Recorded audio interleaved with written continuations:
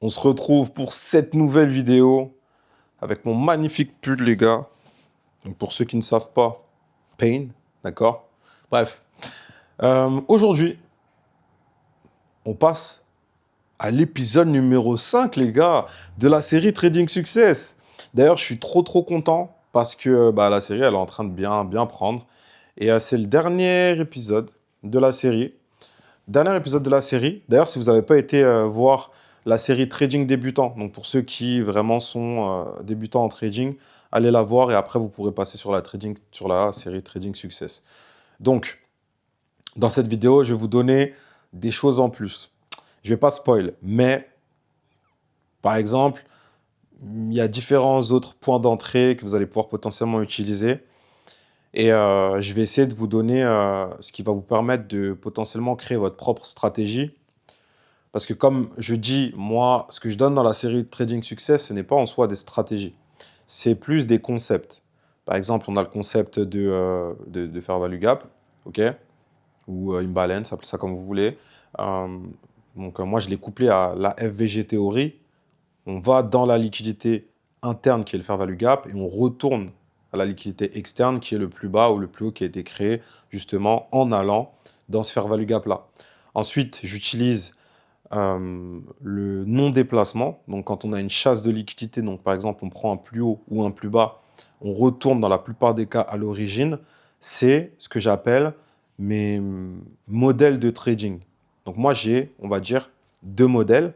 Donc, le modèle, quand on a une chasse de liquidité, d'un plus haut ou d'un plus bas, et le modèle, potentiellement, quand on va avoir du coup un fair value gap qui se présente.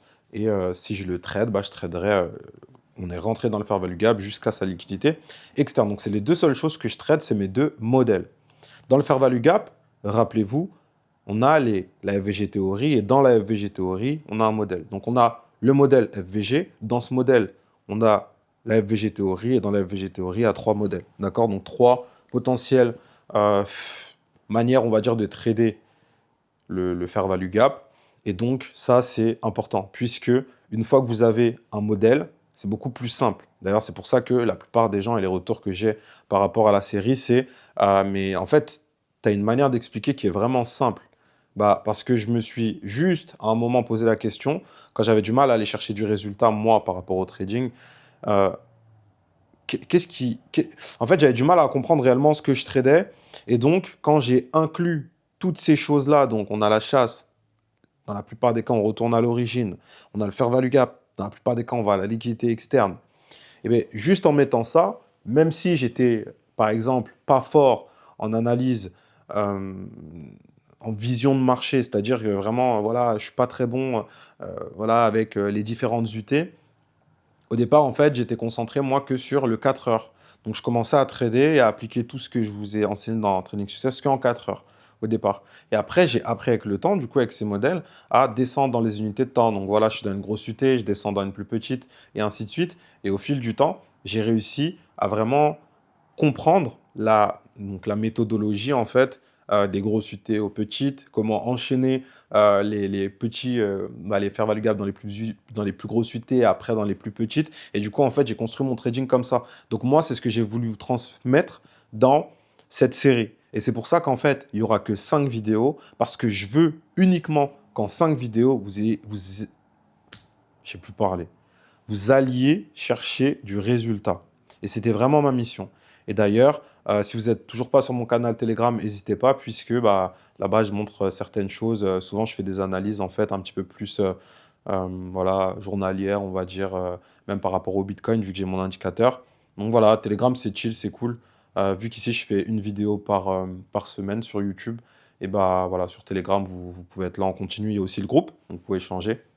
Si vous avez des questions ou autres, même par rapport à Trading Success, avec plaisir, je réponds. Voilà. Encore une fois, comme je dis, tout ça totalement gratuitement. Je ne suis pas un vendeur, j'ai rien à vendre en soi. Donc voilà. C'est cool.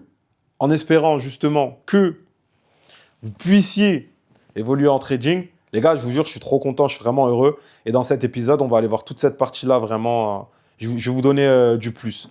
On va dire ça, c'est l'extension de la fin de série, je vais appeler ça comme ça. Pas l'extension du territoire. Ok, Satoru Gojo. Ok. Mais voilà. Donc, j'espère en tout cas que cette série, elle va vraiment vous apporter, que vous allez vraiment pouvoir les exploser. Et je sais qu'il y en a, ils ont déjà réussi à faire des payouts juste avec... pour comprendre mieux le fair value gap. Voilà. Moi, en tout cas, c'est ce que je trade. C'est ce que j'aime trader, les plus hauts, plus bas aussi. C'est simple, je trouve. Et comme je vous ai dit, même si vous êtes nul en analyse globale, et bien juste avec ce cadre, vous allez pouvoir aller chercher du résultat. Sur ce, on se retrouve de l'autre côté, sur les graphiques.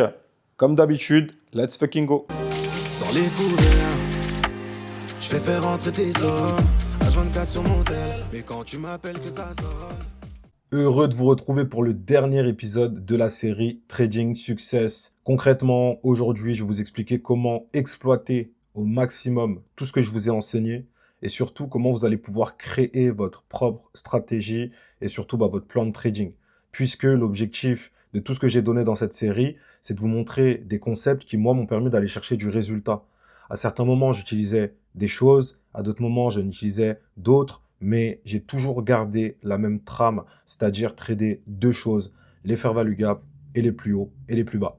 Avant qu'on puisse démarrer, je vais concrètement vous donner un nouveau type de point d'entrée et vous en aurez 4. C'est-à-dire que dans cette série, au final, avec ce dernier épisode, vous allez pouvoir avoir 4 types de points d'entrée et ensuite, ce sera à vous de voir celui que vous voulez utiliser. Selon les points d'entrée, vous allez voir que des fois, c'est mieux d'utiliser certains, des fois, c'est mieux d'utiliser d'autres, mais en règle générale, essayez toujours d'utiliser quasiment la même chose. Voilà, évitez de changer, un coup j'utilise ça, un coup j'utilise ça, puisque du coup, forcément, ça va. Votre edge, si vous en avez un avec ce que vous allez pouvoir créer dans votre stratégie, eh bien, il faut que ce soit quasiment toujours la même chose, entre guillemets. Donc, par rapport à ça, on va pouvoir commencer. Je vais juste me mettre en mode replay, puisque on va pouvoir voir certaines petites choses. Alors, je mets juste un petit mode replay, start new. Voilà, on va se mettre ici. Et on va pouvoir commencer. Alors, on va voir ensemble les deux types, donc les deux nouveaux points d'entrée potentiels que je vais pouvoir vous apprendre ici. Alors, on va avoir la pin bar et l'englobante. Donc, je vous en ai pas parlé. Moi, je vous ai parlé de ce que j'appelle le AR entry. Donc, je vous laisserai aller regarder. Hein. C'est lorsqu'on va avoir dans notre POI, par exemple, dans un FVG H1, on va aller après en M5. Et on veut voir dans ce FVG, avant qu'on rentre dans ce FVG, par exemple, un fair value gap haussier. Et quand on a touché ce FVG de l'autre côté, un fair value gap baissier. Donc, en gros, on a un fair value gap haussier d'un côté, un fair value gap baissier de l'autre. Et quand on a la création du fair value gap baissier, on a le AR entry. Je ne vous l'ai pas mis là puisque forcément, on ne va pas en avoir besoin. Là, on va se concentrer sur les deux nouveaux types de points d'entrée. Les pin bars et les englobantes. Alors, pour les utiliser, vous allez faire la même chose. Vous allez utiliser l'alignement des time frames. D'accord? Admettons que ici, on a un fair value gap en 1 heure. On veut voir une pin bar dans ce fair value gap en 5 minutes. D'accord? Donc ça, c'est la pin bar. La pin bar, c'est quoi? C'est lorsque vous allez avoir, dans la plupart des cas, une longue mèche et un très petit corps. Donc les pin bars, elles peuvent être de toutes sortes, d'accord? Vous pouvez très bien avoir des pin bars. Donc je vais essayer de vous en dessiner. On peut avoir des pin bars de plusieurs sortes. Voilà. Vous pouvez avoir des pin bars qui vont être comme ça. Ok? Donc en soi, je vais faire à peu près. Voilà, ils vont appeler ça le crucifix, mais du coup, c'est une pin bar. D'accord? Vous pouvez avoir aussi une pin bar qui va être tac, de cette manière. Ok? Donc voilà, on peut avoir une pin bar. Attendez. On va faire que ce soit assez propre. Voilà. On peut avoir une pin bar comme ça. On peut avoir une pin bar comme ça. On peut avoir une pin bar et que ce soit aussi... donc ça, c'est une pin bar haussière. D'ailleurs, n'hésitez pas à aller regarder ma vidéo sur la liquidité, trading débutant liquidité, puisque je parle indirectement des pin bars. Donc voilà, on peut aussi avoir ça. C'est aussi une pin bar. Donc du coup, c'est une bougie baissière, mais c'est une pin bar haussière. Pourquoi? Parce que en bas, on a eu une rejection ici du marché. D'accord? Donc pourquoi c'est une pin bar? Parce qu'on a une grande rejection ici avec une longue mèche et un petit corps. Si vous voyez ça, ce n'est pas une pin bar, d'accord? C'est une bougie d'hésitation, donc faites très attention. Et aussi important, là vous allez dire, oui, mais du coup c'est une pin bar baissière. Non, c'est une pin bar haussière. Pourquoi? Parce que de ce côté, on voit qu'on a un rejet. Si on était comme ça, c'est une pin bar baissière. Donc oui, c'est une bougie baissière, d'accord? Là, c'est une pin bar baissière, mais là, c'est une bougie baissière et c'est une pin bar haussière. Donc très important à comprendre. Donc on veut voir ces points d'entrée, donc ce premier point d'entrée là, la pin bar, dans le time frame d'alignement par rapport à notre point of interest. Donc pareil, si ici, au lieu que ce soit un fair value gap, on a un plus bas, ça va être la même chose, d'accord? De l'autre côté, on a ce qu'on appelle l'englobante. Alors, l'englobante, c'est quoi? Pourquoi je vous ai mis le CEDL AMD juste en bas? Parce qu'en fait, le CEDL AMD, comme je l'appelle, c'est juste une englobante avec une manipulation. Donc, souvent, c'est plus puissant. En fait, ça dépend les contextes, d'accord? Donc, dans ce cas précis, on a juste cette bougie haussière qui englobe toute la bougie baissière. Donc, en fait, vous voyez bien que tout le corps, il est englobé, d'accord, par la bougie haussière. Et donc, ça, c'est une englobante valide. Pareil, on veut la voir uniquement sur les time frames d'alignement. Donc, si ici, j'ai un fair value gap en 1 heure, je veux voir une englobante en 5 minutes. C'est la même chose, c'est ce que je vous ai enseigné. Et donc, le CED à l'AMD, oui, c'est une englobante. C'est juste que souvent, on va avoir quoi? On va avoir la bougie d'accumulation. Ici, on a la bougie de manipulation. On vient manipuler avec cette mèche-là. Vous avez vu la mèche? On vient manipuler en fait la bougie précédente et on distribue au-dessus du corps de la bougie précédente. Donc oui, c'est une englobante, mais moi j'appelle ça CEDL AMD. Donc c'est une englobante avec manipulation. Donc en soi, c'est à peu près la même chose. C'est juste que ça, ce sera beaucoup plus puissant. J'ai bugué. Ce sera beaucoup plus puissant. Pourquoi? Parce que quand on voit ce modèle, ça veut dire qu'en réalité, dans une petite unité de temps, on a eu une chasse, puis une cassure. Et en fait, du coup, cette chasse que vous voyez ici, donc accumulation, on manipule et au final, on distribue. Donc du coup, chasse plus cassure, c'est ce que vous voyez là en réalité. Hein, ça, on peut l'avoir par exemple en 4 heures. Et en M15, on va avoir ça. Donc du coup, ça fait chasse plus cassure. Techniquement, ici, c'est censé être protégé. Donc c'est pour ça que ce modèle-là, il est plus puissant. Et il va vous éviter aussi, des fois, de vous faire sortir. Donc, en utilisant le CEDLMD, des fois, vous aurez une opportunité. Des fois, en utilisant l'englobante, vous aurez une opportunité et pas de CEDLMD. Donc, ça va dépendre, en fait. Après, encore une fois, c'est une question de qu'est-ce que vous préférez utiliser. Mais voilà pour déjà les points d'entrée que je voulais vous montrer dans cette vidéo, qui sont les 2 nouveaux points d'entrée dont je ne vous avais pas parlé et que moi, aujourd'hui, j'utilise énormément dans mon trading. Donc, moi, je suis plus sur pin bar et englobante dans ma manière de trader actuelle. Maintenant, on va aller voir tout ça et je vais aussi vous montrer pourquoi c'est important parfois de affiner par exemple vos fair value gap et vos POI tout simplement. Donc pas que les fair value gap, mais on va aller pouvoir voir ça ensemble tout de suite. C'est parti. Donc je vais pouvoir reprendre mes bases. Je trade 2 choses. Les fair value gap. Donc quand il y a un fair value gap, ça veut dire fair value gap théorie. Les plus hauts et les plus bas. Quand j'ai un plus haut ou un plus bas, potentiellement, j'ai une chasse de liquidité. Donc, ça veut dire que j'ai un non-déplacement. Dans le cas où j'ai un fair value gap, j'applique automatiquement la FVG théorie qui dit que si on rentre dans un fair value gap, dans la plupart des cas, on retourne à la liquidité externe. Et donc, ma zone de travail sera entre le fair value gap, qui est la liquidité interne, jusqu'à la liquidité externe. Donc ça, c'est mon premier cadre. Dans la FVG théorie, on peut avoir 3 modèles. Et ça, je vous l'ai expliqué dans l'épisode numéro 1. Ensuite, quand on a un plus haut ou un plus bas, on a potentiellement une chasse de liquidité, c'est-à-dire que le marché n'arrive pas à se déplacer plus haut que ce plus haut. Il faut faire attention aussi à une chose, c'est que des fois, ce que vous pouvez voir, et je vais vous le montrer, vous pouvez très bien avoir une clôture au-dessus de ce plus haut, puis une bougie baissière qui arrive et qui clôture en dessous ce plus haut. C'est-à-dire comme ça. Et donc, on a aussi potentiellement ici une chasse de liquidité. Donc bon, vous avez vu, après, ça décale tout, mais vous avez compris. Donc, il faut faire attention aussi à ça parce que ça peut aussi être une chasse de liquidité. Donc, quand on a une chasse de liquidité ici, on a un non-déplacement. Ça veut dire quoi, un non-déplacement? Ça veut dire que le prix n'arrive pas à se déplacer plus haut que ce plus haut-là, que celui-ci. Donc, on n'a pas un déplacement, on a un non-déplacement. Et dans la plupart des cas, le marché reviendra à l'origine du mouvement. Et donc, ça, c'est aussi le modèle que vous allez pouvoir utiliser quand vous avez un plus haut ou un plus bas. Donc, chasse de liquidité, potentiellement, retour à l'origine. Et là, vous avez un cadre, encore une fois. Quand vous avez vos cadres, c'est facile de savoir ce que vous avez à faire. Parce que si on a une chasse de liquidité, la question qu'il faut se poser, c'est en quelle unité de temps. Et là, on va bifurquer sur qu'est-ce que vous voulez trader pour pouvoir construire votre stratégie. Je vais vous donner, entre guillemets, des prérequis et ce que je faisais dans les débuts. Comme ça, ce sera beaucoup plus simple pour vous. Et on va pouvoir bifurquer sur le graphique, puisque je voulais quand même faire cette petite mise à jour. Ok, on se retrouve sur le NAS 100. Alors, il y a deux choses. Pour vous aider dans ces débuts, je vais vous demander de choisir qu'est-ce que vous voulez trader. Les fair value gap, ok, fair value gap, ou les plus hauts et plus bas. Donc, à partir du moment où vous allez faire ce choix, ce sera à vous de décider. Admettons que vous décidez de trader les fair value gap.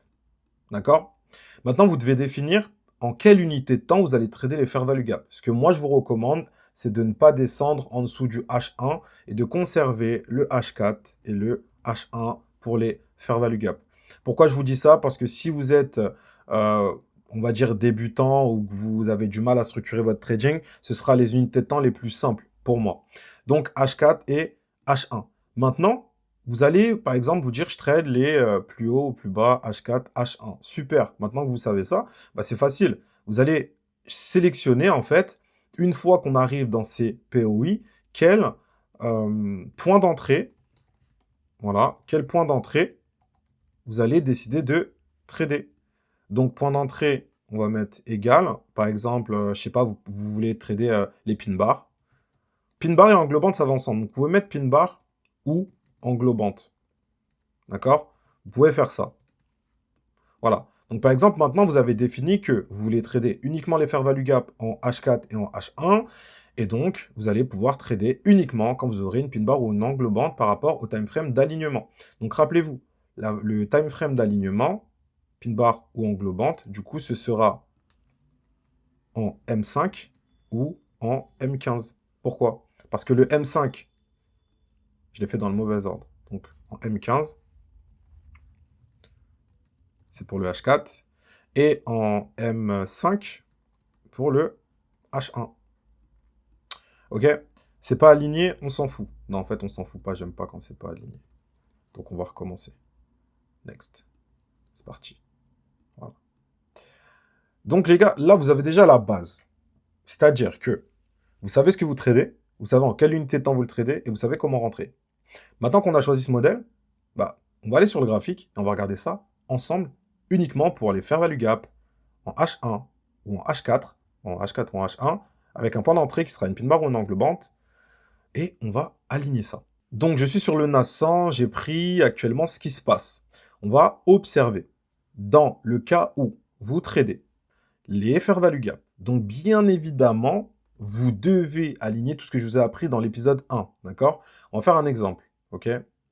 Donc voilà, on va prendre ici parce qu'il y avait pas mal de choses qui se sont passées. Donc bien évidemment, vous devez faire votre analyse de fond. Voilà, qu'est-ce qui se passe? Ok, là c'est baissier par exemple. Nickel, je vais en 4 heures. Ok, je vois que c'est baissier. Donc vous voyez, il faut vraiment tout aligner. Donc on va partir et on va faire cette leg-là puisqu'on a deux fair value gap. Un premier ici et un deuxième ici. Et on va regarder ensemble qu'est-ce qu'on aurait pu faire, bien évidemment, et on va observer. Alors, ici on voit bien que, déjà, dans un premier temps, en 4 heures, donc juste ici, on avait la prise d'un plus haut. Ok? Vous allez comprendre pourquoi je vous montre tout ça, parce qu'il faut bien sûr tout aligner. Donc, on avait un plus haut, et d'ailleurs, c'est pas un vrai plus haut, je vais dire que le vrai plus haut, il est là, même si on l'a pris. Voilà. Donc déjà, depuis ce mouvement-là, on avait ce plus haut, on a eu un big drop, ok, on est revenu là. Donc potentiellement, je me dis que ici, je vais être baissier jusqu'à peut-être ce plus bas. Ok, donc là, regardez, je vais essayer d'aligner un petit peu tout ce que je vous ai montré. Donc là, oui, c'est un gros mouvement, mais ça part, encore une fois, voilà. Ici, on avait un plus bas, on l'a break avec ce mouvement-là. Donc, on va dire qu'ici, on a la chasse, ok. Donc là, vous voyez en daily, on voit juste, en fait, cette bougie. Donc ici, qu'est-ce qui se passe? Ok, potentiellement, là, je me dis, je suis baissier, potentiellement jusqu'ici. Donc, je vais chercher tous les fair value gap en 4 heures, potentiellement, ou en 1 heure. Et vous allez voir pourquoi le 4 heures et le 1 heure, ça peut aller ensemble. Et on va observer tout ça ensemble. Donc là, on avait un fair value gap en, du coup, 4 heures. On regarde ce qui se passe. Donc, tac, on a un fair value gap en 4 heures. Alors là, vous allez me dire, oui, mais du coup, en 4 heures, il a été invalidé. Je suis d'accord. Donc, on va quand même aller regarder ce qui s'est passé en M15. Parce que si ça, c'est un fair value gap H4, le time frame d'alignement, donc FVG H4, H dollar, ça va pas le faire. H4, c'est du coup du M15. Je vais vous montrer pourquoi affiner, des fois, c'est important. Vous allez comprendre. Ok, là, on se rend compte que on a eu une clôture en M15 au-dessus du fair value gap. Donc là, on a une pit bar, mais du coup, ça ne va pas être valide parce qu'on clôture au-dessus en M15, d'accord? Par rapport au H4, on clôture au-dessus. Donc ça, c'est invalidé. Donc je ne peux pas me servir de ce point d'entrée pour le H4. Maintenant, si je vais en H1, qu'est-ce qui se passe? Et que j'affine ce fair value gap 4 heures en 1 heure. C'est là où, en fait, alors, très important, hein, quand vous décidez d'affiner, c'est toujours un time frame en dessous, pas plus. Donc, en fait, là, j'ai fait quoi? J'ai un fair value gap H4 affiné en H1. Et du coup, si je l'affine en H1, je peux le trader comme si que c'est du H1. Donc, qu'est-ce que je vais faire au lieu d'aller dans M15? Je vais aller dans le M5. Et là, en M5, très important. Alors, vu que je vous ai parlé du CEDL AMD, je vous ai dit c'est mieux d'attendre les 50%. Pour les englobantes, je vous recommande de faire la même chose. C'est-à-dire que votre fair value gap, ok, et les pin bars et les englobantes, si ici, on n'est pas aux 50%, évitez de rentrer sur des englobantes ou des pin bars. Pourquoi? Parce que vous pourriez très bien avoir une englobante ici, que le marché remonte, il vous fait une nouvelle englobante, il remonte, il fait une englobante. Donc en fait, les 50%, ça va vous aider. Surtout quand vous avez des gros fair value gap. Ici, qu'est-ce qui s'est passé? Regardez, on a une englobante qui s'est faite, donc on englobe bien cette bougie-là, elle se fait englober par celle-ci, et donc j'ai un point d'entrée juste là, donc vous pouvez vous mettre un peu au-dessus de l'englobante si vous voulez être safe. Donc pourquoi moi, je ne vais pas mettre mon SL ici, donc au-dessus? Parce qu'à partir du moment où j'ai une englobante, dans la plupart des cas, ça veut dire quoi? Ça veut dire que le marché risque de se retourner, donc il n'y a pas d'intérêt qui remonte. Ça peut arriver, bien évidemment, encore une fois, c'est du trading. Donc ici, on a quoi? On a l'englobante, 2 bougies. Le CED à l'AMD, pardon, si vous l'utilisez ici, il sera en 3 bougies. Donc, bougie d'accumulation, on manipule, on distribue. On est censé distribuer où? En dessous de la bougie d'accumulation. Et donc, pour le CED à l'AMD, il faudrait attendre que cette bougie-là, donc vous avez vu, là, on a une deuxième englobante. Donc, là, on a l'englobante classique. Donc, vous visez du 1 pour 2 toujours, encore une fois. Donc, on va regarder juste ce qui s'est passé par rapport à l'englobante. Voilà. Ici, vous avez vu, on TP. Et après, d'ailleurs, le prix remonte. Donc, faites attention à bien avoir vos RR fixes. Donc, dans ce cas-là, si je rentre sur l'englobante, c'est bien, je TP. Si je rentre sur le CEDL AMD, donc sur cette bougie-là, et que je mets mon SL, par exemple, où il est là actuellement, qu'est-ce qui se passe? Peut-être qu'on aura SL. Voilà. Vous avez vu? Donc, les englobantes et les pin bars, il faut faire attention. Encore une fois, les gars, c'est à vous de voir est-ce que vous voulez les utiliser ou pas. Mais ça peut être bien. Donc dans ce cas précis, encore une fois, là on a une variation. Si vous êtes rentré ici avec un SL en dessous, vous avez du 1-2. Et malheureusement, si vous êtes rentré sur le CDLAMD, on n'a pas de 1-2 et au final, on finit par se faire sortir. Donc ça, c'est la première des choses. Donc, je vais juste regarder un petit peu ce qui s'est passé. Donc voilà, ici on a un premier point d'entrée. Ok. Et vous avez d'autres points d'entrée qui vont se présenter après en M5 parce qu'on est toujours dans le fair value gap. Donc là, c'est à vous de voir, est-ce que vous voulez rentrer sur cette nouvelle pin bar, valide, et en plus de ça, c'est aussi une englobante. Donc là, on a une pin bar couplée à une englobante. Pourquoi pin bar? Parce qu'on a une longue mèche, pardon, et englobante parce qu'on englobe la bougie précédente, voilà, avec le corps de cette grosse bougie baissière. Donc ici, c'est aussi potentiellement un point d'entrée. Je peux me mettre en dessous, d'accord? Donc faites attention à laisser toujours un peu de marge quand vous rentrez. Pareil, là, je vais viser du 1 pour 2 minimum. Donc, on peut, hop, voilà, aller chercher du 1 pour 2. On TP. Est-ce que le 1 pour 3, pardon, il passe? Je ne sais pas. On va voir. Ouais, le 1 pour 3 passe aussi à ce moment-là. Et le but comme je vous ai dit, c'est pas forcément de maintenir des gros trades. C'est d'avoir un mouvement, de le capturer et de rentrer. Donc pareil, vous avez vu ici, on a toujours dans le POI, hein, on a notre englobante et pin bar. Voilà. Après, ici, vous avez vu, on a aussi une englobante. Donc, moi, les englobantes avec une mèche ici, je ne vais pas forcément les prendre. Et encore une fois, ça va dépendre de comment vous allez mettre votre SL. Là, on est revenu là. Donc, si vous rentrez par exemple sur cette englobante-là, ne mettez pas votre SL ici. Pourquoi? Parce que ici, on a créé des plus hauts. Donc, le plus astucieux serait de se mettre un peu au-dessus de ce dernier plus haut. D'accord? Donc, encore une fois, voilà, je vous montre. Ici, pareil, on a encore une pin bar qui se fait. Ça aurait pu être potentiellement un point d'entrée. Bien évidemment, attention. Là, je ne l'ai pas montré. Les horaires vont être très importantes. Ici, on a la session de Londres. C'est valide. Ici, à partir de 11 heures, je ne rentre pas en position parce que c'est hors session. Entre 11 heures et midi, enfin, et 13 heures, pardon, je ne rentre pas en position. Donc, ici, c'est invalide. Tous les trades que vous voyez ici, ce n'est pas valide dans mes sessions de trading. Donc là, même si c'est pile à 11 heures, là, il y a la pin bar, je ne rentre pas. Parce que vous avez vu, là, on a eu quoi? On a eu du range. Et au final, à 13 heures, on commence réellement, je crois, à avoir le mouvement. Voilà. Et un marché qui décide de descendre. Donc, voilà le rapport. Là où en H4, par rapport à ce fair value gap 4 heures, d'ailleurs, qui, oui, a été break. Ok, on le voit, je vais enlever ça. On voit bien que ce fair value gap en 4 heures, il a été break, mais en réalité, en 1 heure, il n'a pas été cassé. Et là, c'est le 1 heure qui a fonctionné. Et donc, liquidité interne, on va chercher quoi? Potentiellement la liquidité externe. Et donc, si vous faites ça, bien évidemment, après, il y a de la... vous pouvez manager des positions.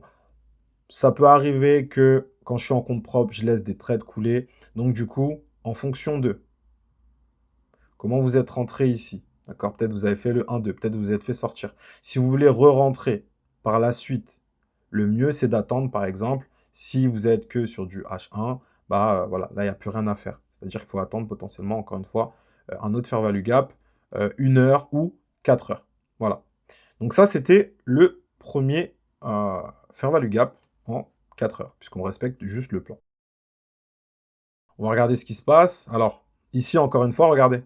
On a quoi juste là? Fair value gap 4 heures. Donc, les FVG 4 heures, ça mettra un peu plus de temps à se former. Mais personnellement, moi, j'ai commencé avec ça et ça m'a appris à être patient. Donc, ce n'est pas forcément une mauvaise chose.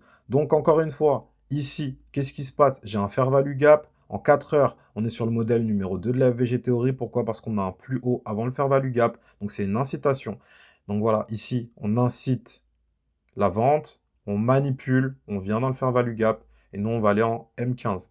Et dans le M15, on va aller chercher, encore une fois, nous, on veut pin bar ou englobante, donc potentiellement, à partir du moment où on a les 50% pour les pin bars et les anglos, on va attendre, voilà, très important. Vous voyez là, pareil, en M15, si vous utilisez le CEDL AMD, la bougie d'accumulation, elle est là. On manipule et on distribue ici potentiellement. Donc, il faudra attendre d'avoir une clôture juste ici pour rentrer en position. D'accord? Donc, comme je vous ai dit, on n'est que sur les pin bars et englobantes. Mais je vous montre aussi potentiellement par rapport au CEDLMD. Donc, vous avez vu là, par exemple, si vous rentrez au CEDLMD, vous allez rentrer potentiellement comme ça. Votre SL, vous allez mettre là.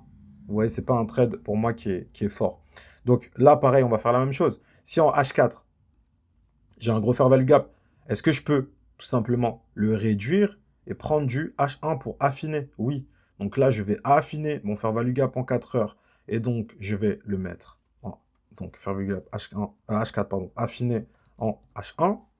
Et donc, si j'affine en H1, qu'est-ce que je peux faire? Je peux aller en 5 minutes. Et donc, en 5 minutes, je vais aller voir est-ce que j'ai une pin bar ou une englobante. Et là, regardez, magnifique. On a une magnifique pin bar. On est dans les horaires 14h45, session de New York. Je peux rentrer en position ici. Je me mets un tout petit peu au-dessus. Et là, je vais viser mon 1 pour 2 dans un premier temps. Voilà, 1 pour 2 visé. Si vous voulez viser du 1 pour 3, vous pouvez aussi. Hein. Moi, je suis sur du 1-3. Voilà, donc là, on va viser du 1 pour 3. Il est aussi touché. Et si vous voulez viser la liquidité externe, parce que de base, c'est un fair value gap 4 heures. Donc là, après, on passe peut-être sur du swing, ça dépend en réalité, hein, ça peut être de l'intra aussi. Liquidité externe, c'est où? Si je rentre dans le fair value gap ici, liquidité externe, c'est où? C'est là. Et donc, vous aurez potentiellement un trade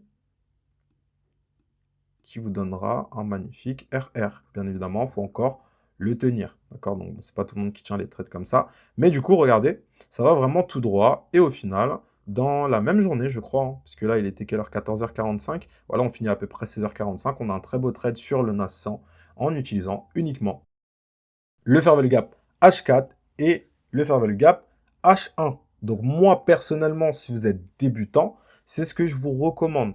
Parce que les Fair Value Gap en 4 heures et en 1 heure, ils seront forcément plus puissants. Et donc, vous n'aurez pas besoin de beaucoup d'analyse.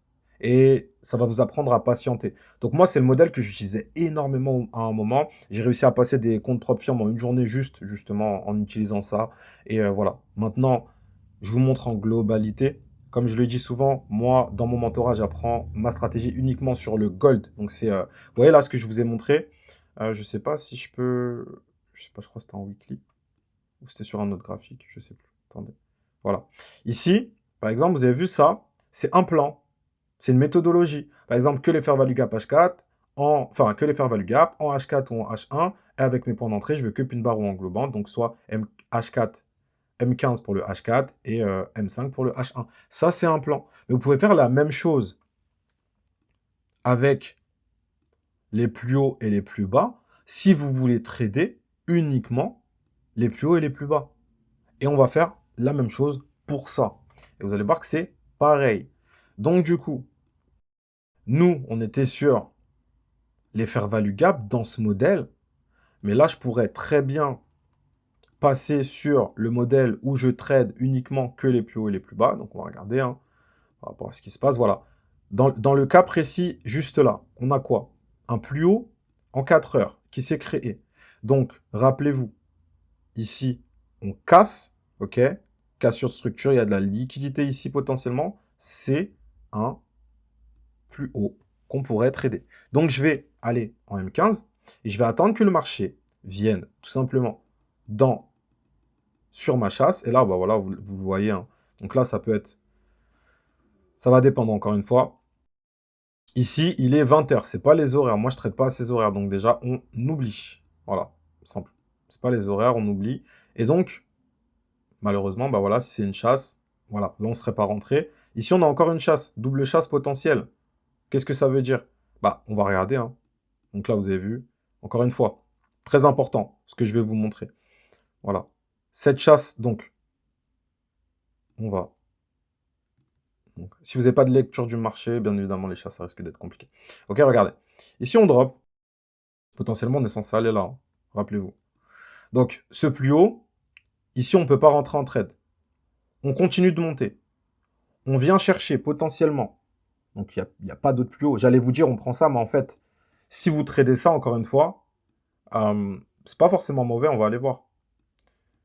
Encore une fois, il vous faut de la lecture de marché. Bah voilà, déjà, vous voyez très bien, juste ici, les gars, on clôture au-dessus, deuxième clôture au-dessus. Ok, là, il y a une englobante. Mais moi, ça ne va pas être quelque chose qui va me plaire. Donc, je ne rentre pas sur ça. On veut chercher des vraies chasses. Quand je dis des vraies chasses, c'est que, en réalité, si vous voulez des chasses vraiment valides, attendez qu'il y ait des cassures de structure. Comme ici. Ce haut-là, il y a de la liquidité. Ici, on a quoi? On est juste dans un range. Donc ça, est-ce que c'est valide? Vous pouvez le trader, mais ce sera à faible probabilité. Par contre, ici, qu'est-ce qu'on a? Ok, 6 heures du matin, 10 heures, on va aller regarder en M15 ce qui s'est passé. Donc les chasses, ce sera plus technique. Vous allez voir. Donc ici, voilà, vous voyez en fait. Il n'y a pas de point d'entrée. C'est simple. 4h30, boum. On va plus haut, il n'y a pas de point d'entrée. Donc, je vais mettre en 1 heure. Pareil. Donc, pour les chasses, je ne vous recommande pas, écoutez bien, je ne vous recommande pas pour les chasses d'affiner, enfin de descendre du T. Ça veut dire que si vous avez une chasse H4, vous tradez H4 M15. D'accord? Vous pouvez affiner que pour les fair value gap. Je vous déconseille de le faire pour les chasses. Donc là, vous avez vu, les chasses, ça prendra un peu plus de temps. Donc ici, voilà, on n'avait pas forcément de position et c'est comme ça, hein, des fois. Donc vous voyez dans ce cas précis, des fois, les chasses, ça peut être plus long. Voilà. Moi, avant, je tradais pas mal les chasses, donc c'était plus long, il faut être plus patient. Et il faut sélectionner aussi les bonnes chasses. Donc, regardez, qu'est-ce que vous voulez trader. Moi, ce que je vous recommande dans les débuts, vraiment, ce qui fonctionnera le mieux par rapport aux paires de trading, je vous recommande le NAS 100, je vous recommande le Gold. Et pour tout ce qui est par rapport à ce plan-là, encore une fois, c'est à vous de le modéliser. Moi, je vous recommande vraiment de rester sur du H1 et du H4 parce que si vous êtes, si vous êtes débutant, pour votre psychologie, pour toutes ces choses, ce sera le meilleur. H4, H1, ce sera le mieux. Voilà. Si vous voulez faire du swing, bah voilà, après on sera sur du daily, weekly, mais encore une fois, voilà. Le H4 et le H1, moi je trouve c'est très bien. Ça peut être de l'intra, intra-swing, ça va dépendre. En réalité, c'est plus de l'intra. Donc voilà. Et pour les paires, moi je vous recommande vraiment, bah, Forex, vous pouvez, hein. Mais moi, voilà, j'utilise vraiment tout ça maintenant sur le NAS 100 et sur le Gold. Donc voilà, je pense que j'ai fait le tour. J'espère que cette vidéo vous aura vraiment, vraiment aidé, elle vous aura apporté. Encore une fois, si ici vous voulez passer sur du 15 minutes, M30, vous pouvez, mais encore une fois, vous devez toujours être aligné avec le marché. Mais tout ça, je vous l'ai montré dans la méthodologie. Maintenant, c'est à vous de construire votre plan de trading, de voir qu'est-ce que vous voulez trader. Et je vous recommande vraiment 1 à 2 trades max jour avec tout ça. Et de toute façon, selon ce que vous allez trader, vous allez voir que vous n'allez pas avoir des opportunités tout le temps. Et c'est le meilleur. Je vous souhaite vraiment d'exploser avec tout ce que j'ai donné dans cette série.